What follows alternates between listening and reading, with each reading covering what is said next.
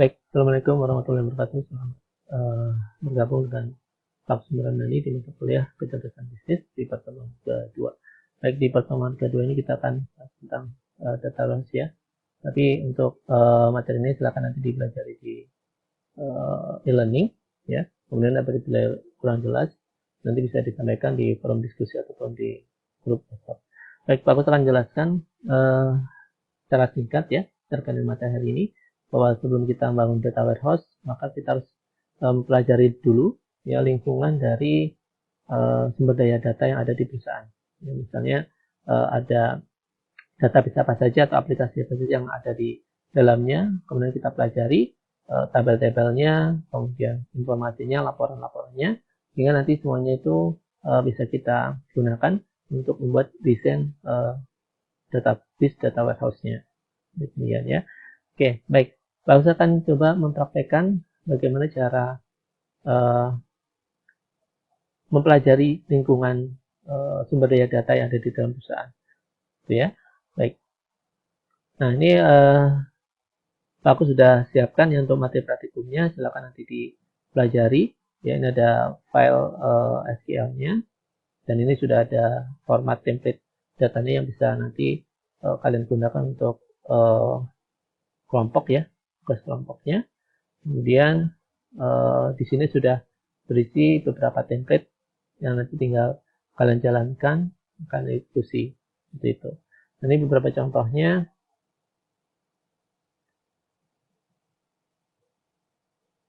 Bentar, ini contoh ya yang Pak Agus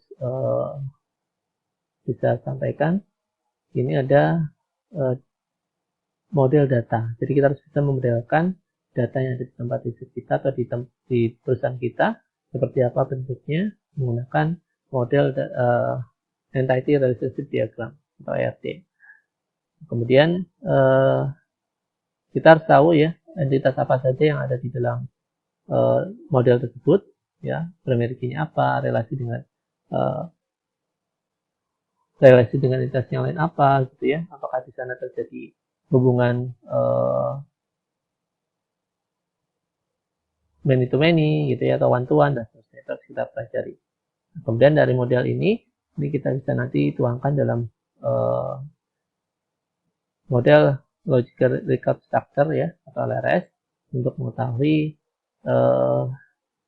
keterkaitan antar entitas ya menggunakan foreign key atau primary key masing-masing tabelnya. Oke, setelah itu baru kita bisa buat definisinya ya. Tabel-tabel untuk tiap tabelnya itu gunakan untuk apa aja, dan kemudian relasi antar tabelnya seperti apa. Nah, setelah itu tahu baru kita bisa membuat desain query untuk masing-masing tabel, apa itu tabel master ataupun tabel transaksi. Nah, untuk yang tabel master adalah tabel yang dia berdiri sendiri, ya. Dia tidak terkait dengan entitas yang lain atau tidak berhubungan dengan entitas yang lain. Sedangkan untuk yang tabel transaksi itu tabel yang biasanya berisi kejadian atau event yang ditandai dengan tanggal transaksi yang bisa akan direkam atau dicatat, dan juga dia akan mengaruhi tabel yang lainnya ya, atau dipengaruhi oleh tabel master ya. Contohnya di sini adalah nota itu adalah sebuah transaksi, sedangkan customer itu adalah sebuah tabel master. Nota itu membutuhkan kode customer untuk bisa merekam kejadian. Demikian juga untuk sales ya, itu juga tabel master, dan di dalam nota itu ada sales, ada customer yang nantinya akan merekam adanya pemesanan atau penjualan produk gitu itu. Oke, baik. Nah, ini desainnya sudah ada, kemudian RLC juga sudah ada, tinggal nanti kalian buat ya. Ini ada beberapa perintah SQL yang sudah disiapkan, kalian tinggal nanti jalankan untuk nanti ditampilkan di sini ya ukurannya seperti apa hasil eksekusi perintahnya. Baik, ini Pak akan coba contohkan ya. Ini ada, kita coba dari ulang ya. Kalian nanti silakan untuk menjalankan XAMPP-nya seperti ini. Position apa aja dan MySQL-nya harus jalan. Setelah itu baru kalian bisa buka aplikasi MySQL Front seperti ini. Nah, kalau sudah nanti bisa open. Nah, di sini sudah aku siapkan untuk database-nya ya, namanya DB Koperasi. DB Koperasi. Bentar.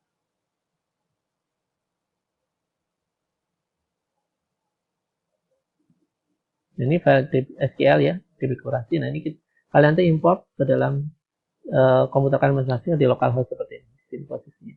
Kemudian setelah kebuka, kalian pilih menu yang namanya SQL Editor di sini. Nah, kemudian baru kalian buat perintah untuk membuat database baru. Apakah itu manual, boleh seperti ini, klik kanan, new database, atau menggunakan perintah query. Silakan saja pilih salah satu. Database DB Koperasi. Ini, dan pakai run selection itu untuk menjalankan perintahnya. Nanti kalau sudah dijalankan muncul sebuah database baru di sini namanya DB. Dan kita gunakan perintah use DB untuk menggunakan database tersebut. Nah, kalau sudah, maka berikutnya adalah melakukan import perintah SQL ya, perintah import file SQL-nya.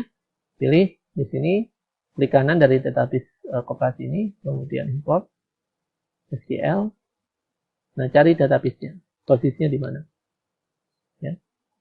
Cari posisinya, kalau sudah ketemu baru open. Ini ya. Atau double klik ya, sama saja. Nanti akan diimport dan masuk ke dalam database kita. Nanti tabel-tabelnya juga sudah otomatis akan muncul ya, beserta dengan datanya. Ini struktur tabelnya. Struktur tabelnya bisa dilihat di objek browser, sedangkan datanya bisa dilihat di data browser. Semuanya akan muncul. Oke, nah berikutnya kalau sudah, kalian bisa melakukan uji coba untuk perintah query-nya.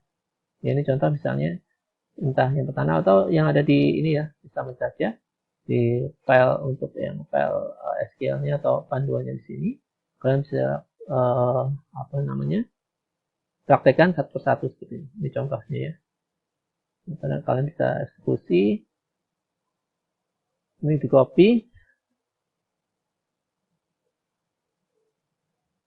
Ctrl C ya, Ctrl C atau klik kanan. Copy juga bisa ya. Atau Ctrl C sama saja.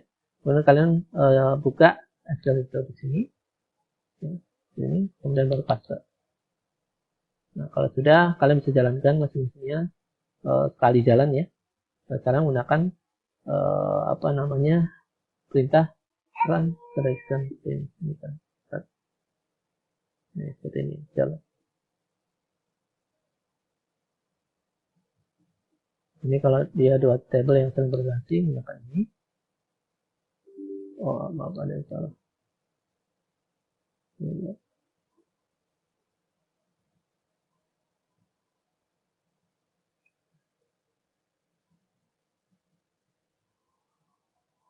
Nah, seperti ini ya jalan. Kemudian yang lainnya juga sama, tinggal kalian sesuaikan aja. Ya. Kemudian yang berikutnya untuk perintah yang transaksi ya, kalian coba jalankan juga ini. Ini copy, Ctrl C, kemudian pastekan di posisi sini, seperti ini. Kemudian baru kalian ini contohnya ya. Ini. Nah, nanti ini kalian screenshot ya. Nah, kalian screenshot, di copy di sini. Kita tadi screenshot kemudian pastekan ke dokumennya ya. Misalnya ini tadi itu nota. Nah, seperti ini ya hasilnya ya. Ini kalian buat screenshotnya di praktikumnya. Itu sebagai bukti kalian sudah melakukan praktikum. Kemudian yang lainnya juga demikian. Contohnya yang query-nya panjang ya. Yang penting kalian harus paham dengan relasi antar tabelnya. Berapapun tabelnya, kalau misalnya relasinya benar, otomatis akan bisa dikeluarkan hasilnya. Seperti ini hasilnya contoh. Oke, kemudian yang lainnya itu tadi pemesanan penjualan, ini pembayaran ya, akan ada juga nilai nominal bayarnya berapa, dan yang terakhir ini adalah pengiriman barang.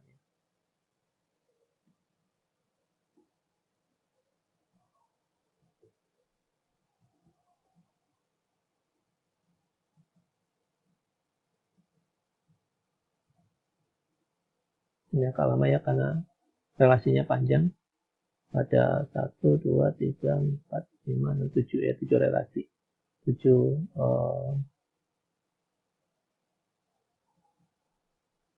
kali 2 ya, 7 kali 14 atribut primary key atau foreign key yang saling berhubungan. Oke, nanti hasilnya akan muncul seperti ini.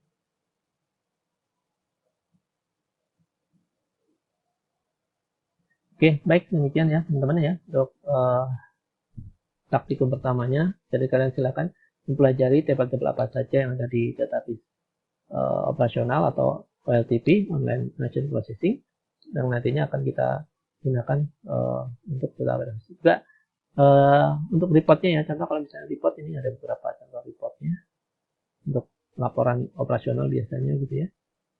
Kita jalankan run.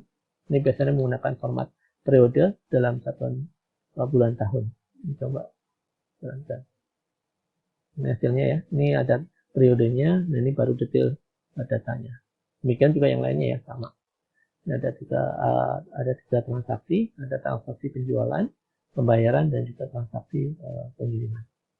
Ini untuk yang pembayarannya. Ini pembayarannya, ada nominalnya di sini. Ya, total harganya, kemudian yang terakhir adalah pengiriman. Kita sudah jalan.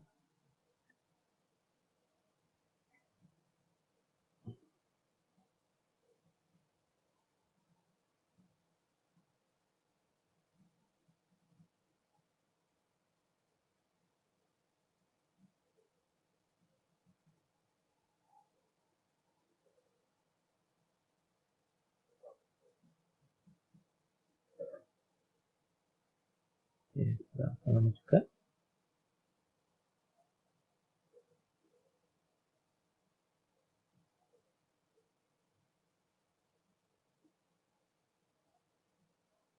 Sambil menunggu ya. Nanti kalian juga silakan mencoba di sini membuat query untuk fungsi agregasi yang menggunakan agregat fungsi. Biasanya digunakan untuk rekapitulasi data transaksional atau operasional ya. Ini sudah tampil hasilnya ya. Ini hasil jalannya atau pengiriman, laporan pengirimannya.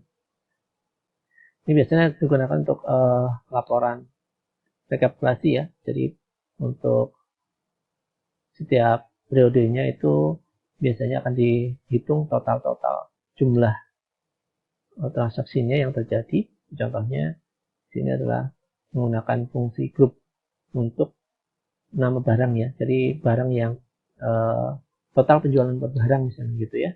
Dalam satu periode, satu bulan itu berapa dan paling besar berapa. Ini yang nanti akan kita gunakan untuk laporan atau membuat database data warehouse. Nanti kita buat seperti ini bentuknya.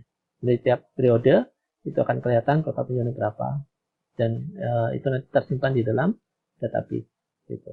Nah, kita bisa gunakan ini untuk sampel ya nanti untuk membuat informasi yang sifatnya manajerial seperti itu. Contohnya lagi yang lainnya ya. Yang seperti ini ya. Jadi akan kelihatan nanti yang terkecil berapa yang terbesar berapa. Baik teman-teman, demikian kira-kira untuk materinya. Silakan nanti dipelajari dan kalian sesuaikan dengan topik tugas yang sudah Pak Agus berikan. Dan nanti kalau ada yang kurang jelas, nanti bisa tanyakan di grup ataupun bisa di e-learning ataupun bisa tanyakan langsung melalui WhatsApp. Demikian, terima kasih untuk perhatiannya. Assalamualaikum warahmatullahi wabarakatuh.